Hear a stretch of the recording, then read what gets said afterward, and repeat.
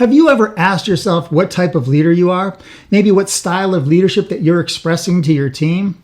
If I was to ask anyone on your team, what style of leader are you, would they give me a singular label like democratic or autocratic or servant leader or transformational leader? If they were to give me one singular label, then you're not being the most effective leader you can be. You know, leaders of yesterday cannot lead in today's environment. You must be much more adaptable and much more emotionally intelligent to be able to be effective today. So if you have a singular label and maybe you feel like that label is good, it isn't your most effective way to lead. There are 6 distinct leadership styles that you must understand and adapt to and be able to navigate around with different circumstances, different environments, and different people for you to be the most effective leader you can possibly be.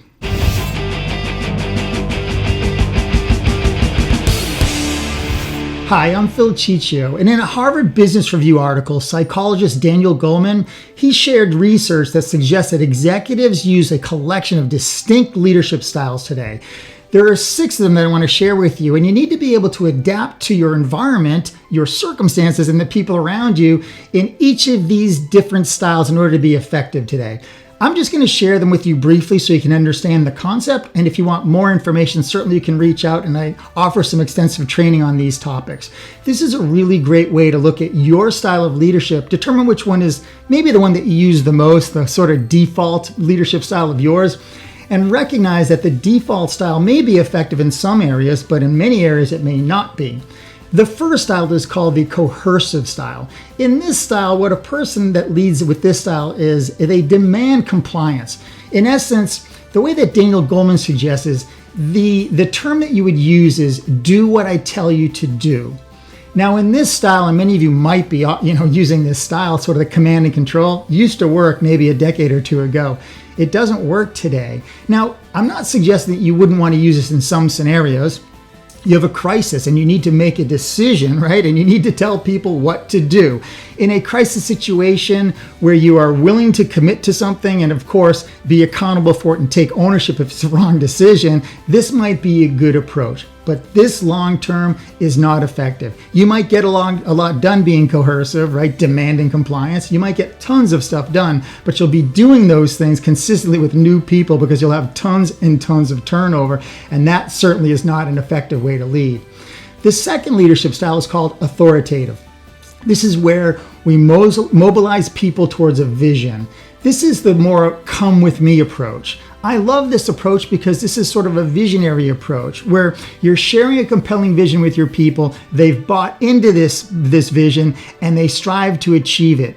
This is a really great way to lead. There are some downsides to it though, right? If we're always focused on the vision and not focused on what we're doing in the now executing, right? We may never actually, perpetuate that vision or accomplish what we're looking for because we're always looking for the big picture, but we're not really in the now, right? So this is important to recognize. I guess an analogy I could use is if you're about to swim across a lake, this big lake, you could see on the other side where you want to go. That is your mission or your vision on the other side of the lake. And we want to keep our eye on that as we're swimming across the lake. However, if we're not careful paying attention to every stroke we take and every breath we take and making sure that we're actually swimming, kicking our feet and everything, there's a good chance we're not going to arrive on the other side or at least where we want to go. Every once in a while we look up, we see where we want to go. That is the vision that we're after. And then we get right back down to work and we take our strokes and we take our breaths until we get across. So this style of leadership is really effective and it compels people. Think about maybe a leader that you might know or know of in our history, right? In our world history, that's really created a vision that people were compelled by and would do anything for. In spite of all of the challenges, they would drive towards that vision. This is a great way to lead, okay? Now, the third one is called the affiliative approach to leadership. And this is where a leader creates harmony, builds emotional bonds. A term that, Daniel Goleman uses, people come first. Now, I love this approach. I think this is my default approach, right? This and one of the other ones I'm going to share with you in a little bit, where it's really about people. And when you can really make emotional connections with people, really connect with them and engage with them, you can be a really effective leader. Now think about this. This is that type of leader that knows everybody, right? This is that type of leader that will take a moment and sit down and have lunch with their people. It's a person who really cares deeply and is invested in the people. And this can be a really great approach because when people know you care, they work really, really hard for you and for your vision, okay? The downside to this, of course, is that if we become really close to people, and I know that I have in my experience, right, we become very close to people, it can be much more difficult to hold them accountable, to discipline them. So we have to be really careful and make sure that we can navigate and hold people accountable. I call this kind accountability, right? You can hold a person accountable and still be kind because you care about them, okay? So this is a really great approach as well. The next one is called the democratic approach, okay? This is a leader who forges consensus through participation, right? The term that Daniel Goleman uses is, what do you think? So what do you think we should do? You know, I've found that people work really hard for the things that they create, right? So if you ask people to do something, you show them how to do it and you give them the plan, they'll probably work hard for you, right? They'll want to execute on that plan, but it's your plan. And if it doesn't work out, well, really it's your plan, so it's your fault, okay? In this type of leadership, this style, it requires the leader to say to their people, what do you think? What would you do, right? Here is our objective. Share with me how you would accomplish this. And you get people involved and participating in the objective and how to get there. This way, they take better ownership or more ownership of it because, like I said, people work harder for that which they create. So they've created the idea and they're going to work really hard because they want it to be successful, because if it isn't successful, it was their idea that failed. Now, this approach can be very challenging if you don't have the right people. We have to have people that are really expert and know how to do what you're asking them to do, right? If you have a new team, this wouldn't be effective. And this is why I said earlier, we have to adapt to our environment, our circumstances, and our people. If you have really effective people that are experts at what they're doing, maybe even more expert than you, this is a really great approach. What do you think? The next one here is the pace setting type of style of leadership. This leader sets high standards for performance. And Daniel Goleman uses this term, do as I do now.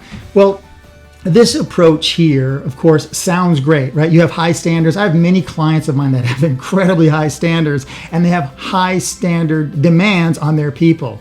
And this can be really effective if your people can meet those demands. But for many of these leaders, unfortunately, what their expectations are far greater than what their people can accomplish, right? And so oftentimes you're really, really good at what you do. You get promoted to a leadership position, you're an expert, and you expect everybody to be as good as you.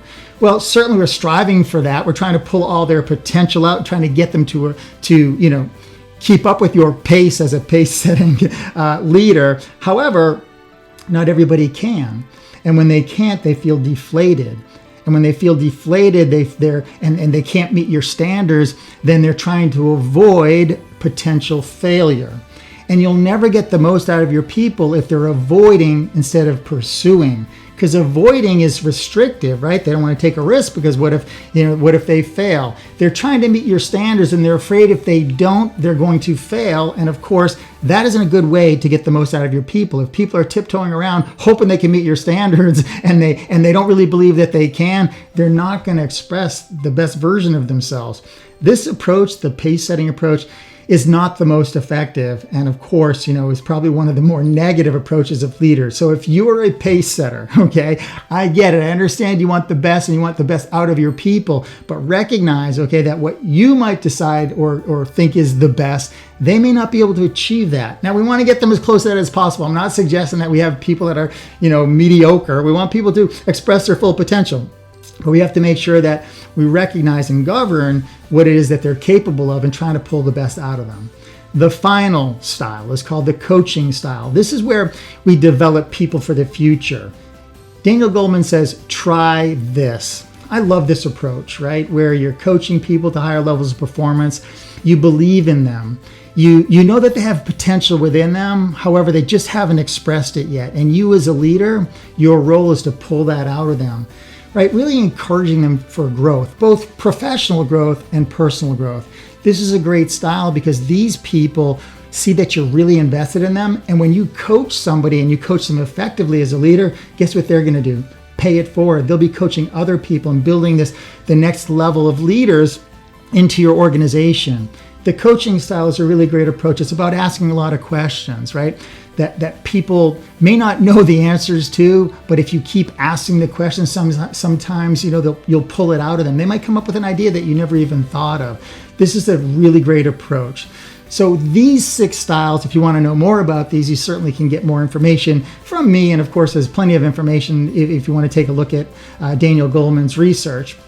However, if you'd like some training on this, certainly reach out. I'd be willing to help you and train your leaders in these styles. But the key here to understand is that you shouldn't be one of these styles. You should be using all of them, at least the 4, right, more positive ones, okay? Every once in a while, you might want to be a pace setter. Every once in a while, you might want to be more, of a coercive leader in certain circumstances.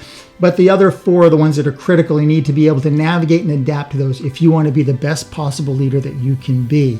This isn't a critical thing to be thinking about, because if you're stuck in one default mode of leadership, you're not going to be the most effective leader that you can be. And what I want for you is for you to express your full potential as a leader. Thanks for watching.